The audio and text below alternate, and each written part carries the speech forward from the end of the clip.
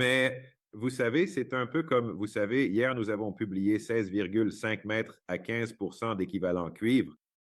Je veux dire, c'est une roche à 2 000 $ si vous faites le calcul. Je veux dire, c'est une roche incroyable, vous voyez. Et vous savez, Red Cloud a fait une mise à jour aujourd'hui. Ils ont dit que sur les 95 forages que Power Metallic a publiés sur la zone de la ligne, 78 présentent des intersections de 11 mètres ou plus, avec au moins 4,5 d'équivalent cuivre. Et pour les gens à la maison, Terry d'ailleurs met ça un peu en perspective. 75 ont au moins 11 mètres à plus de 4 de cuivre. Quel est un bon chiffre typique pour le projet de cuivre de George?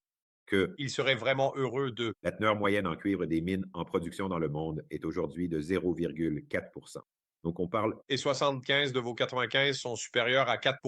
d'10 fois plus, n'est-ce pas? 11 fois plus.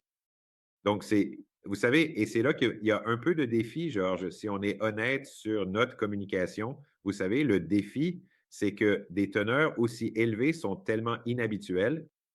La dernière fois qu'un orthomagmatique a été découvert, c'était Sakadi par Anglo American.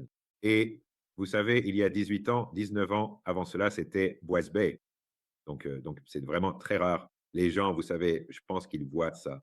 Des teneurs incroyablement élevées, comme quand on lit 16 mètres et demi à 15,11 je pense qu'ils se disent probablement, hey, est-ce qu'ils ne se sont pas trompés sur la virgule? C'est sûrement 1,5. Sûrement, vous voyez. Ce que je veux dire, moi, Je pense qu'il y a un peu de ça, vous savez, dans l'esprit des gens. Et donc, une partie de notre défi, parce que nous étions assez, vous savez, j'ai dit que découragé serait peut-être un mot un peu fort, mais déçu, c'est certain. Si vous aimez ce court extrait de Small Cap 60, appuyez sur le bouton J'aime. Laissez-nous un commentaire et partagez la vidéo pour stimuler l'algorithme d'engagement afin que d'autres investisseurs puissent découvrir cette entreprise.